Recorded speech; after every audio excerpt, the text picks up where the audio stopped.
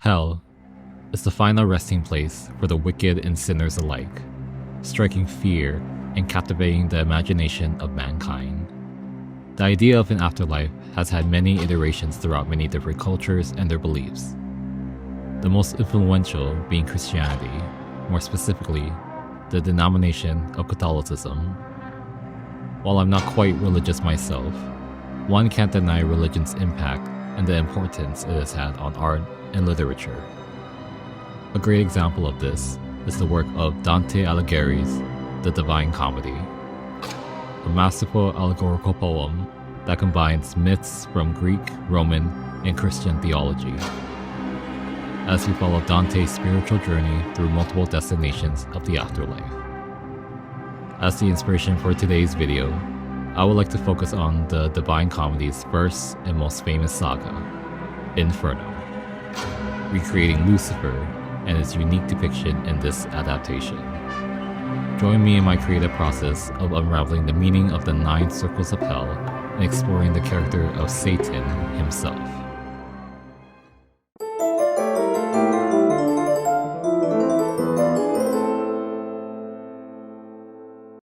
As with any sculpture, I first need to build the armature. I'm heavily basing this design on this engraving by Cornelius Gall, while adding my own twist to this as well. This art print is just the size I need to build my armature around.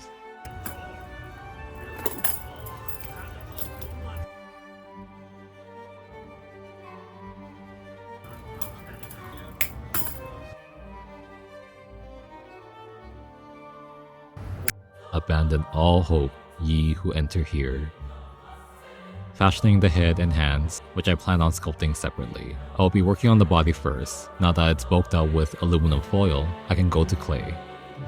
Keeping my reference picture close to me as I sculpt, I will be using Cosclay for this build. In the Inferno, Dante describes hell as being split into 9 circles or layers based on the type of sin that one committed. In the first circle, Dante and his guide Virgil will meet Charon, the ferryman of this river of dead souls. Exploring this first layer isn't actually hell, but more so a place where the souls are in limbo, a constant state of nothingness. Here's where the honorable and righteous people that existed before or were non-believers of Christ, unbaptized or virtuous pagans as they were called. Mostly key political figures, scholars, philosophers, poets, and musicians are mentioned here. Dante, being a devoted Catholic, is important to keep in mind when exploring the Divine Comedy. The book is highly symbolic and allegorical, and somewhat a burn book for certain people that Dante didn't care for. Pretty much anyone that were haters or mistreated the Romans, representing a lot of elements from Greek and Roman myths throughout the book. So it's not meant to be taken seriously. It's religious fan fiction, simply put. With that said, let's carry on. Before entering the second circle, where the actual hell and damnation begin, we meet Minos, a large serpentine figure that judges the lost souls. He decides their fate and sends them to their rightful place in one of the 9 circles. The judgment system shown throughout this book is a principle known as contrapasso, a process where the punishment either resembles or is in contrast to the sin committed. This brings us to the second circle, lust. Here's where sexual acts of sin would reside, where gusts of wind so strong, like a hurricane, would constantly push and pull the lost souls, not allowing them a moment of rest. Kings, queens, and rulers were described to preside here. The third circle is gluttony. Icy rain and hail are constantly pouring down over these putrid grounds. Cerberus, a giant 3-headed dog, rules over this realm. Souls here are always being devoured, mauled, and ripped to pieces in his presence, being reduced to nothing but a mere puddle from constant abuse, forever wallowing in agony. The fourth circle is greed. Here we see a constant war between 2 groups. One group was selfish and hoarded their money and material things, and the other group was reckless and frivolously spent their wealth and neglected the value of their possessions. Cursed to push these big boulders of money up a hill, at the top, the 2 groups would meet and argue. Their opposing viewpoints would lead to fighting, forcing one another to plummet off the hill, forever locked in this state of chaos. The people here become so disfigured to the point that they are unrecognizable. The fifth circle is Wrath, a place for people who were cruel and hateful. They dwell in a swamp-like river called Styx. The inhabitants are constantly pushing others down, fighting their way to come up on top. Dante and Virgil ride across the river on a boat to the other side to reach a city called Dis, described to have fiery towers and burning walls. They are stopped by fallen angels that block them from entering the city gates, locking themselves inside behind the gates, keeping Dante and Virgil out. From out of nowhere, 3 Furies show up. They were described to be covered in blood, with snakes coiled around their bodies. They call for Medusa to turn Dante into stone with her menacing gaze. Before things could get any worse, a heavenly angel emerges from the river Styx, making its way towards the gates, causing the Furies to flee in terror. The angel then opened the gates and chastised the fallen angels, thus allowing Dante and Virgil to carry on in their journey. It is here within the city that the remaining 6 to 9 circles will take place, with the 6th layer being heresy. Upon entering, we see a group of sinners lying down inside burning tombs. These people believed that when their bodies died, so did their souls, having lived their life freely, valuing pleasure above all else. The 7th circle is violence. This circle is separated into 3 sections within the 7th circle itself, starting with the outer ring, a place for people who committed acts of violence to others. Their punishment is being submerged in a river of boiling blood, with centaurs keeping watch from above. The middle ring is for violence against themselves. Here the sinners have become dead trees, looking like a dark forest as a unit.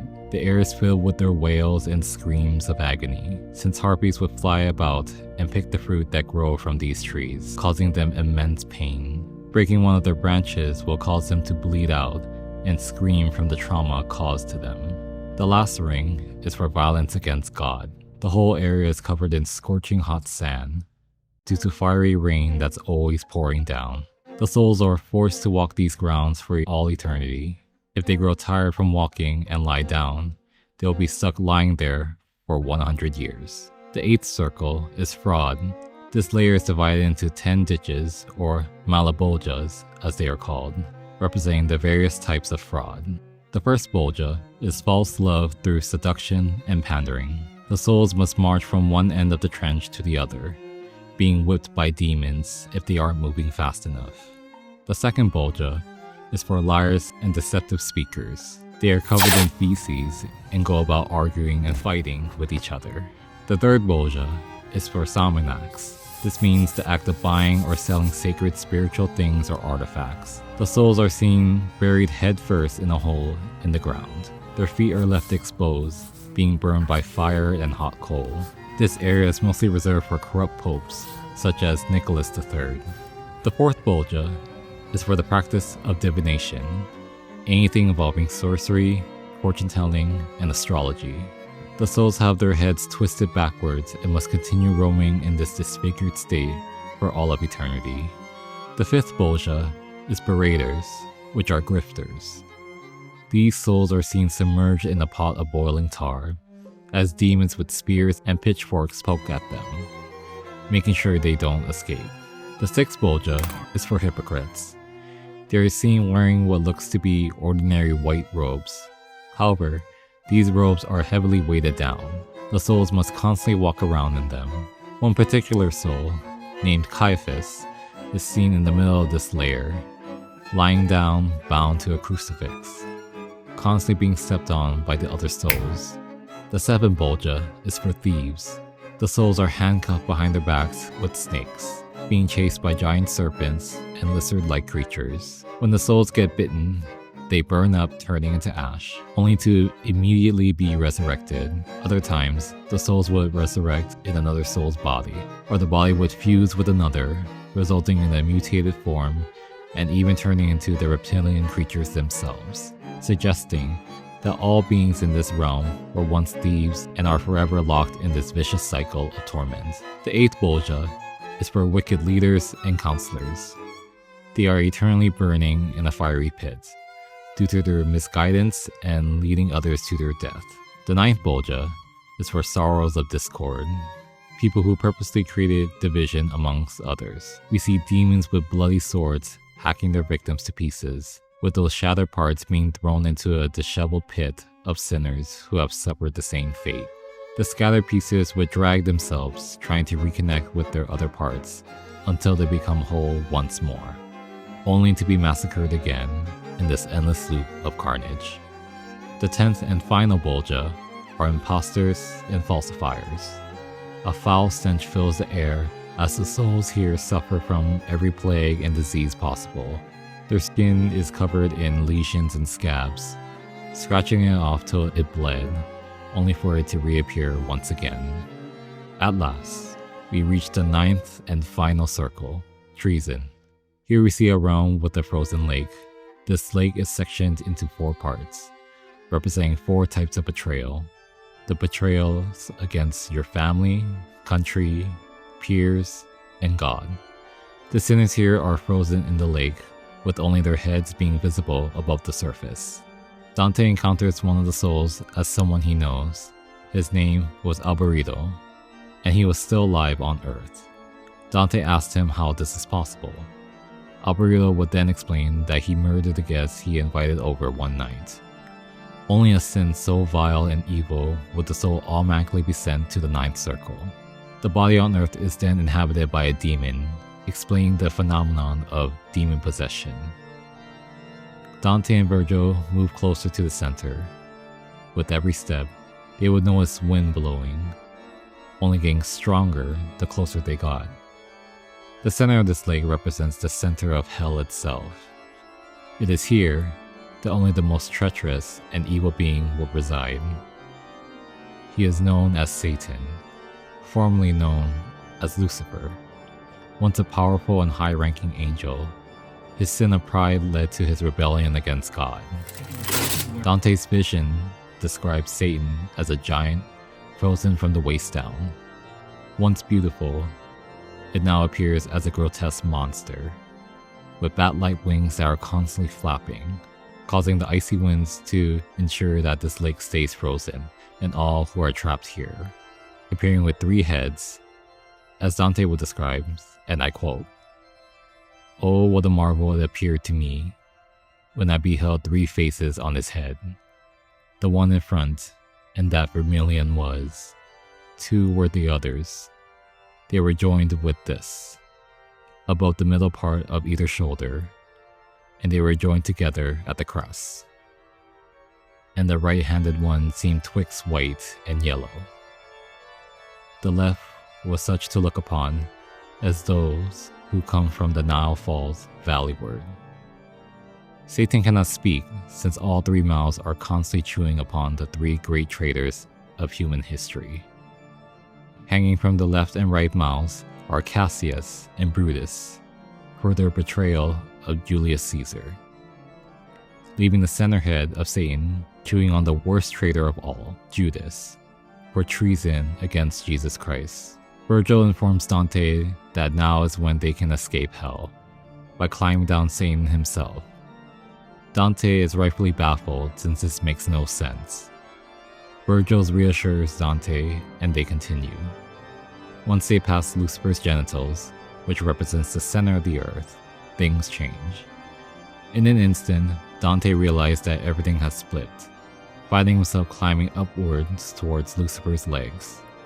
Reaching the top, Dante and Virgil have returned to Earth, arriving on the morning of Easter Sunday. Thus concludes Dante's journey through hell. With the sculpting now complete, let's get to painting. First, I painted the body with a base coat of reddish brown. I plan on building up multiple layers of color to the body. Since the 3 faces will be made up of yellow, red, and black, I want to put my own spin on this by adding another color to this already bizarre color theme, using this Prussian blue on the arms and legs, and I have 2 very good reasons for this. First, the blue will provide a nice balance to the red and yellow faces, creating a harmonious triadic primary color theme. Yes, I'm geeking out over colors, don't judge me. Second, it's my little way to tie in some of the history I've learned when researching about Lucifer. So fun fact, the oldest known image of Lucifer depicted him in blue. dating as far back as the 6th century from a mosaic piece in Ravenna, Italy. This art piece shows 3 figures. A red angel on one side with sheep beside it. On the opposite side is a blue angel with goats beside him, with Jesus in the middle represented in the color violet.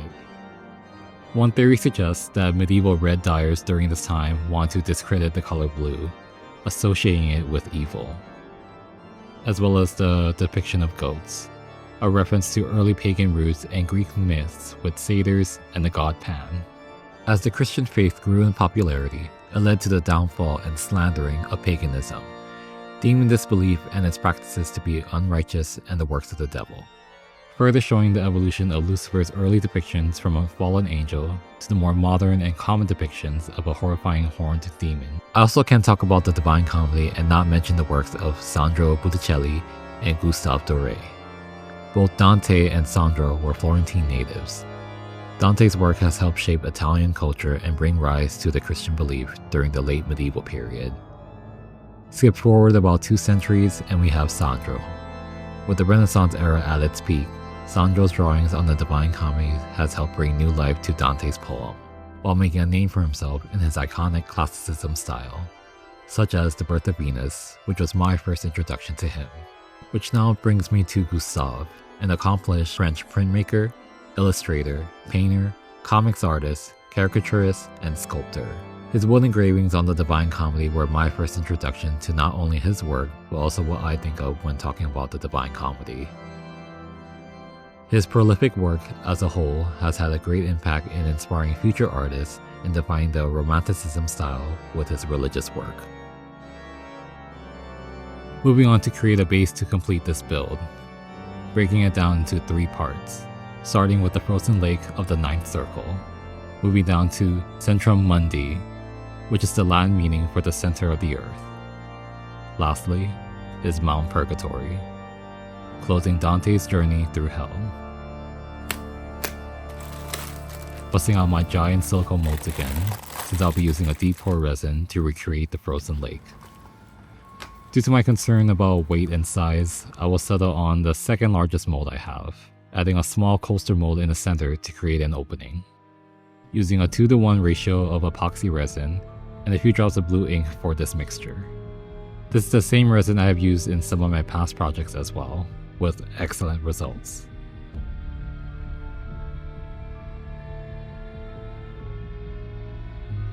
Then slowly pouring the resin until it fills the surface area.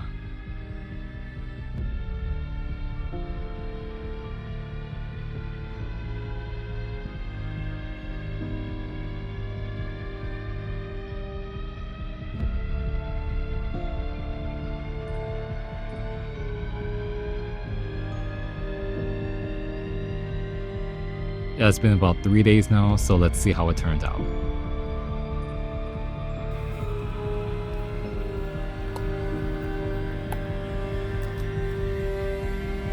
So this turned out well, but with some issues. I tried making this layer as thin as possible. The problem with that is now bending and warping have occurred when I demolded it. Plus, the color is lighter than what I wanted it to be. So for attempt number 2, I'm going heavier with a darker turquoise blue to get more saturation in the color. Pouring a thicker layer should help keep the resin from bending and laying flat.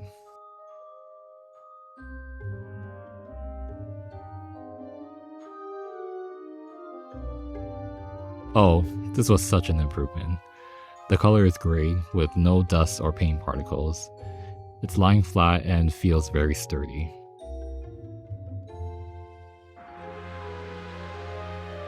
For the middle part, I'm using the 6-inch globe acrylic light bulb. Cutting out a second hole was a bit tricky. I have to use a soldering blade with a lot of patience, making sure I don't inhale the toxic fumes in the process.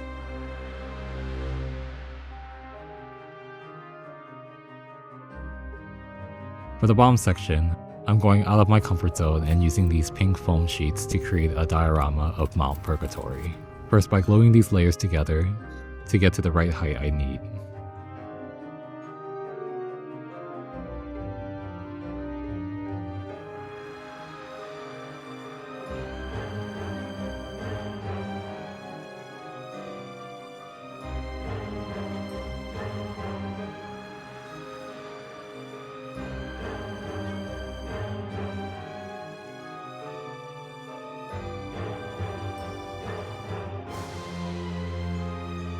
adding mountain ridge details with a rock.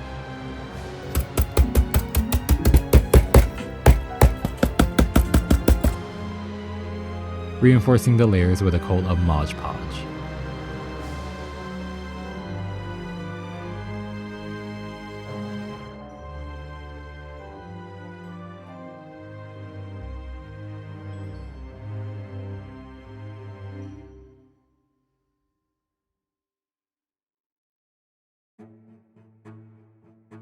Then, fill in the pores and add tooth with quick drying spackle. Doing this with my hands was much more efficient than using a putting knife.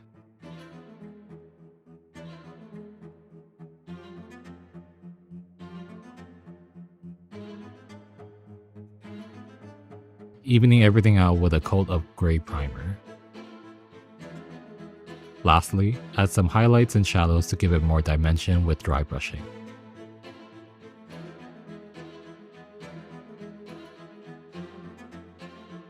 Circling back to the frozen lake, I originally planned on leaving this part as it is, but the overachiever in me says otherwise, by incorporating the tortured souls in this layer of hell. First, by gently painting out the top layer with a teal color.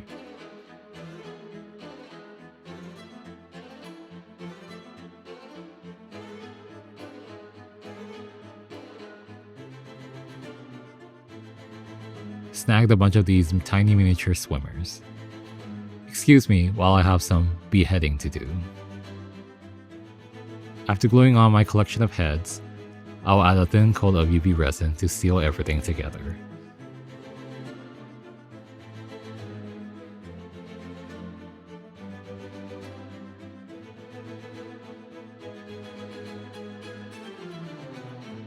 To create more of a frozen effect, I lightly added scratches to the surface with sandpaper, moving in all directions.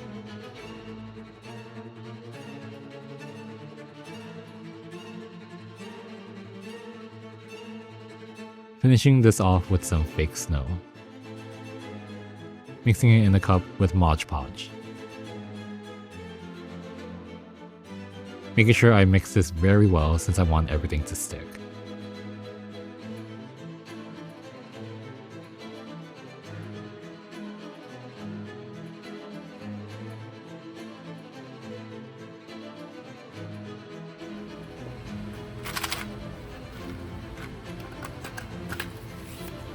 As for my last and final touch to this project, I'm using the rest of my miniature swimmers. Painting them all in a nude skin tone. Using a thin fishing line, I can tie each one of them on.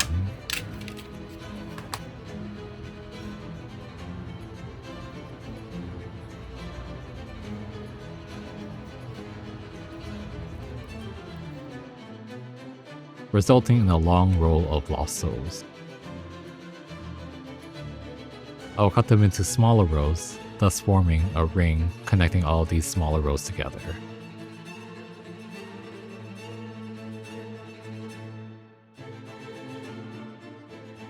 The last thing to do is to fit this around the opening of the frozen lake and globe.